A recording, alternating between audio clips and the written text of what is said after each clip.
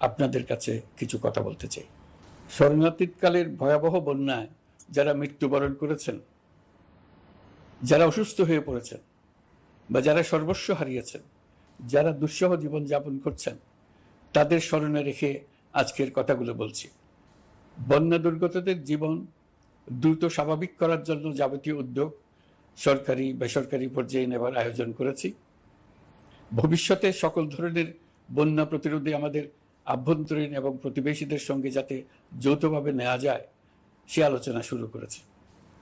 প্রিয় দেশবাসী, আপনারা জানেন বিপ্লবী ছাত্র জনতা জাতির এই ক্রান্তি লগ্নে আমাকে এক গুরু দায়িত্ব অর্পণ করেছে। তারা নতুন এক বাংলাদেশ গড়তে চায়। নতুন প্রজন্মের এই গভীর আকাঙ্ক্ষাকে বাস্তবে রূপ দেওয়ার সংগ্রামে আমি একজন সহযোদ্ধা হিসেবে তাদের সঙ্গে যোগ দিয়েছি।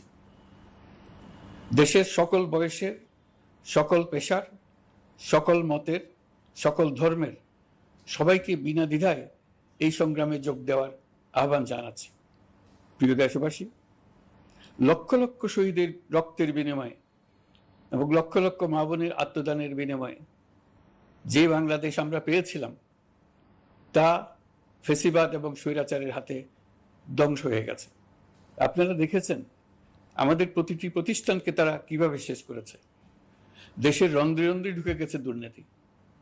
এমন এক দেশে আমাদের দেশ রূপান্তরিত হয়েছে যেখানে স্বৈরাচারের পিয়নও দুর্নীতির মাধ্যমে 400 কোটি টাকার সম্পদ করার মতো অকল্পনীয় কাজ করে গেছে নির্বিবাদে। শিক্ষা খাতকে পঙ্গু করে দিয়েছে। ব্যাংকিং ও শেয়ার বাজার খাতে লুটপাট, প্রকল্প ব্যয়ে বিশ্ব রেকর্ড, অবাধ সম্পদ পাচার, আইন শৃঙ্খলা রক্ষাকারী সংস্থাকে নিজ দলের পুতুলে রূপান্তর, বাক স্বাধীনতা হরণ, মানবাধিকার হরণ, এসবই হিমশৈলের অগ্রভাগ মাত্র। ক্ষমতা কুক্ষিগত করতে ফ্যাসিবাদী সরকার খর্ব করেছে জনগণের সাংবিধানিক ক্ষমতা ও অধিকার। দুঃশাসন, দুর্নীতি, অন্যায়, অবিচার, নিপীড়ন, বিচারের নামে প্রহসনের মাধ্যমে জনসুরক্ষা বিপন্ন করেছে। জনগণকে নির্যাতন, বঞ্চনা ও বৈষম্যের মুখোমুখি দাঁড় করিয়ে দিয়েছে। নতুন প্রজন্মের মানুষ সহ কোটি কোটি মানুষের ভোটাধিকারকে বছরের পর বছর হরণ করেছে। মানুষের এগিয়ে যাওয়ার পথে সকল ধরনের প্রতিবন্ধকতা তৈরি করে স্বৈরাচার তার নিজের, পরিবারের ও দলের কিছু মানুষের হাতে দেশের মালিকানা তুলে দিয়েছে। প্রিয় দেশবাসী,